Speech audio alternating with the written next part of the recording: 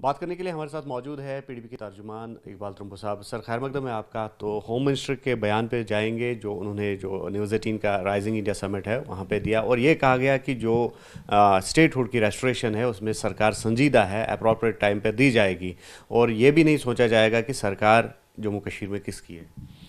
یہ تو ہم کافی ٹائم سے سنتے آ رہے ہیں. پرائم منسٹر صاحب نے بھی کہا ہے, ہوم منسٹر صاحب نے بھی کہا ہے, لیکن یہ اپروپریٹ ٹائم کب آئے گا یہ ہمیں سمجھ نہیں آ رہا ہے. انہوں نے ایک آئیڈیا دیا تھا کہ حالات جب ٹھیک ہو جائیں گے اس کے بعد ان کی ایک نشانی یہ ہوگی یہاں پر پیسفل الیکشن ہوں گے, اور اس کے بعد انہوں نے اشارہ دیا تھا کہ اسٹیٹ ہوڈ ریسٹور کیا جائے گا. اب حالات ٹھیک ہونے کا دعویٰ تو وہ کر ہی رہے ہیں, الیکشنز بھی ہو گئے, تو اب کس اپروپریٹ ٹائم کا وہ انتظار کر رہے ہیں یہ ہمیں معلوم نہیں ہے, یہ انہی کو معلوم ہے.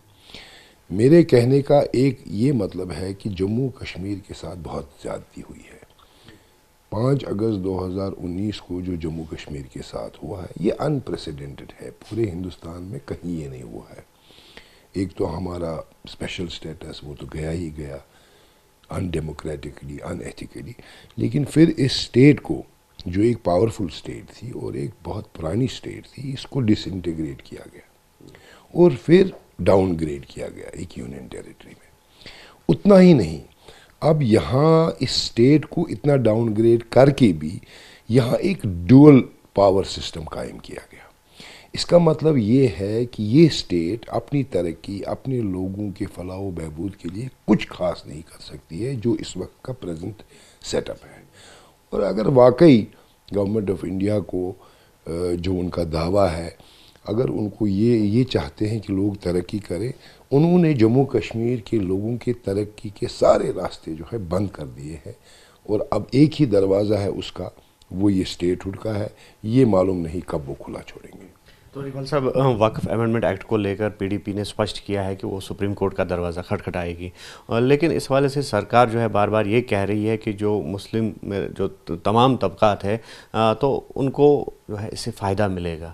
تو کیا سمجھتے ہیں آپ, اور یہ کہنا ہے امت شاہ جی کا کہ کہیں نہ کہیں وہ ڈپریو ہو گئے تھے, جو رائٹس ہے, حقوق ہے جو مسلمانوں کے طبقات ہیں. دیکھیے, جو بی جے پی کا ایجنڈا ہے پچھلے 10 سالوں سے ہم نے دیکھا ہے, اور جو ان کے لیڈرز کا جو یہ بیان کرتے ہیں, تو کہیں آپ کو یہ نہیں لگے گا کہ انہوں نے کوئی بھی چیز مسلمانوں کی بہتری کے لیے کی ہو. اگر کیا ہے تو ان کو تنقید کا شکار بنایا ہے, اور جو بھی بات کی ہے وہ مسلمانوں کو مارجنلائز کرنے کے لیے کی ہے. آپ دیکھیے سارے ملک میں لنچنگ اگر ہو رہی ہے تو مسلمانوں کی ہو رہی ہے. درگاہوں اور مسجدوں پر اگر بلڈوزر چلایا جا رہا ہے تو مسلمانوں کی مسجدوں پر چلایا جا رہا ہے. سی اے اے, این آر سی, یہ سب تمام جو قوانین ہے یہ مسلمز کو مارجنلائز کرنے کے لیے کیا جا رہا ہے. اور اس کے بیچ میں اچانک ہوم منسٹر صاحب کا یہ کہنا کہ ہم مسلمانوں کے امپاورمنٹ کے لیے کچھ کر رہے ہیں, تو یہ بات سمجھ میں نہیں آ رہی ہے. دوسرا, اگر واقعی ان کا مائنڈ چینج ہو گیا ہے اور یہ چاہتے ہیں کہ یہاں کی مائنورٹیز کو بھی ساتھ لے جائیں, تو پھر جب انہوں نے جوائنٹ پارلیمنٹری کمیٹی بنائی, جب اس میں انہوں نے گورنمنٹ کے علاوہ اپوزیشن کے ممبرز رکھے, پھر ان کے امینڈمنٹس کو کیوں نہیں اس میں انکارپوریٹ کیا گیا, ایک یونیلیٹرل فیصلہ کیوں کیا گیا, اور انہوں نے کیوں نہیں across the country Muslim boards کے ساتھ بات کی, ان کو کانفیڈنس میں لیا, ان کو سمجھایا, اس کے بعد یہ بل پیش کی. ایک یونیلیٹرل ڈیسیجن, جس طرح ہمارے اگست 5 کا ڈیسیجن ہے یونیلیٹرل, ان ڈیموکریٹک, اسی طرح یہ بھی ایک ڈکٹیٹ ہے. تو کیسے مانیں ہم یہ مسلمانوں کی بہبودی کے لیے؟ تو پی او کے جو ہے پاکستان مقبوضہ کشمیر, تو اس کو لے کر ہوم منسٹر کہتے ہیں کہ انڈیا کی جو کلیم ہے وہ جائز ہے, اور آج نہیں تو کل پی او کے کو مرج ہونا ہے انڈیا میں واپس. بہرحال یہ تو گورنمنٹ کا ایک ایکسٹرنل افیئرز کا اور منسٹری آف ہوم افیئرز کا ایک یہ ہے.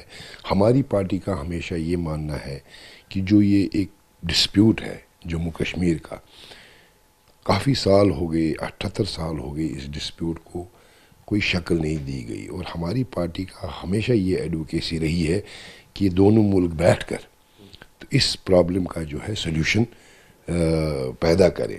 پی او جے کے کشمیر صرف پی او جے کے نہیں ہے, ہمارا ایک حصہ چائنا میں بھی ہے, ہمارا ایک حصہ پاکستان میں بھی ہے. تو یہ کشمیر, جموں کشمیر جو ہے 3 ملکوں میں بٹا ہے.